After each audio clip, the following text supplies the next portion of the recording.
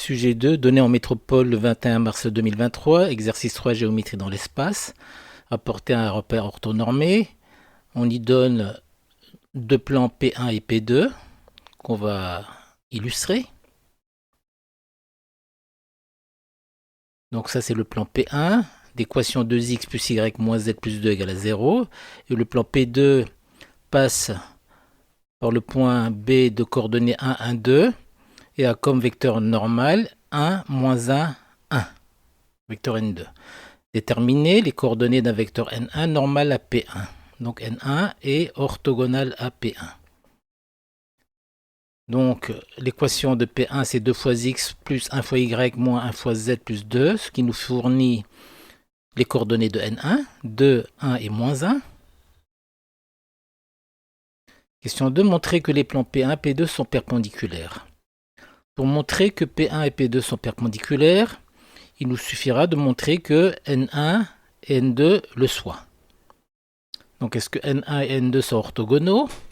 La réponse est oui, parce que si on fait leur produit scalaire, eh bien ça donne 2 moins 1 moins 1, c'est-à-dire 0.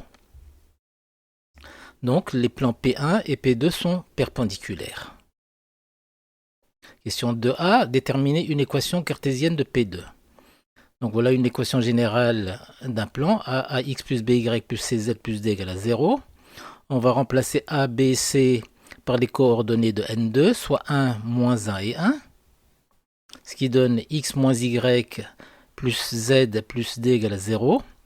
Pour calculer d, on va utiliser le fait que le point B appartienne à ce plan. Donc on va remplacer x, y, z par les coordonnées de B, soit 1, 1 et 2. Ce qui donne 2 plus d égale à 0, soit d est égal à moins 2. Donc une équation cartésienne de P2, c'est x moins y plus z moins 2 est égal à 0.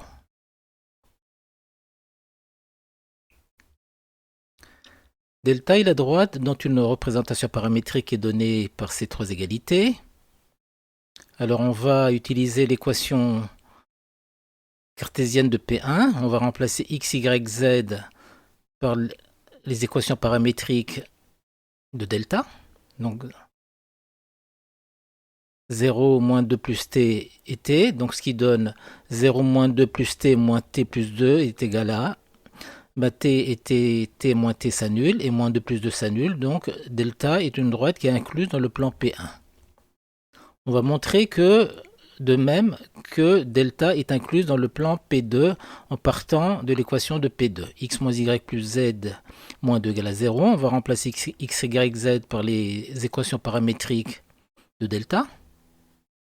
Donc 2 moins t, 0, 2 moins t et t, ce qui donne 2 moins t plus t moins 2, et c'est bien égal à 0. On prouve bien que delta est incluse dans le plan P2 également. Donc, delta se trouve à l'intersection de P1 et de P2, donc c'est bien l'intersection de P1 et de P2. Donc ça c'est delta.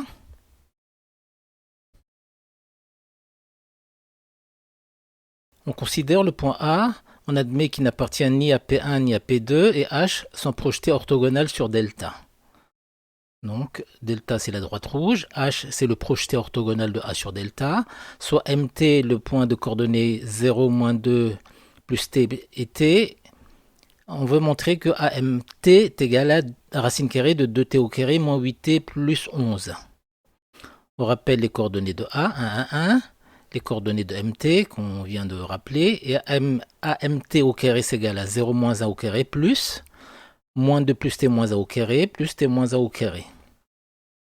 Ce qui donne 1 au carré plus T moins 3 au carré plus T moins 1 au carré. On développe les deux identités remarquables. Et ce qui nous donne 2t au carré, moins 6t moins 2t c'est égal à moins 8t, et 1 plus 9 plus 1 est égal à 11. Donc, AMT est égal à racine carrée de 2t au carré, moins 8t plus 11. Et c'est ce qu'il fallait trouver.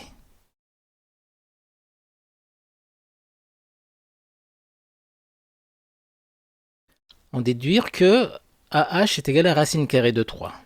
Donc AMT sera minimal lorsque la dérivée de 2t au carré moins 8t plus 11 sera égale à 0. La dérivée c'est 4t moins 8. 4t moins 8 égale à 0 à la condition que t est égal à 2. Donc AH est égal à, on remplace t par 2, ça fait 2 fois 2 au carré, moins 8 fois 2 plus 11.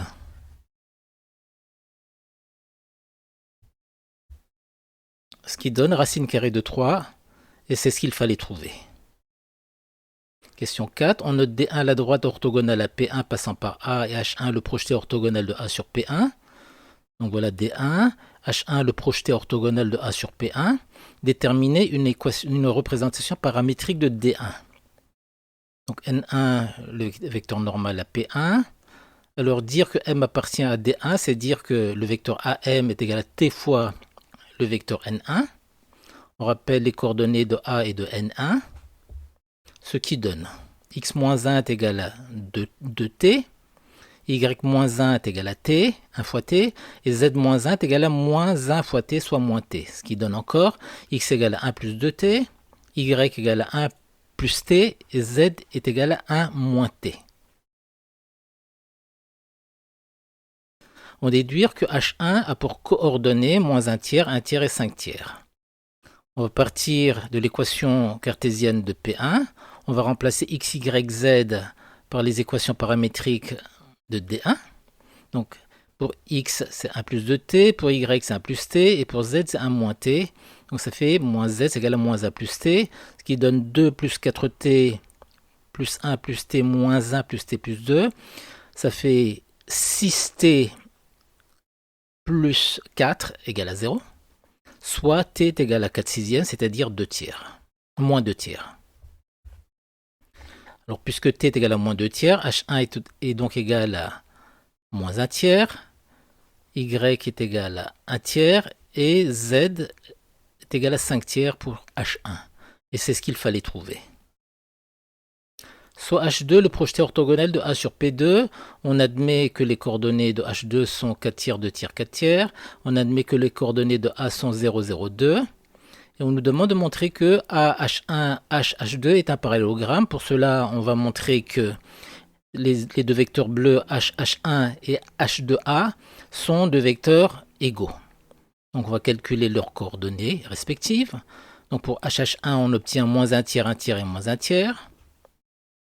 Pour H2A, on obtient encore moins 1 tiers et moins 1 tiers. Donc les deux vecteurs sont égaux, car ayant exactement les mêmes coordonnées. Donc AH2, HH1 est un parallélogramme. De plus, il a un angle droit. Donc c'est un rectangle, puisqu'un parallélogramme qui possède un angle droit est un rectangle.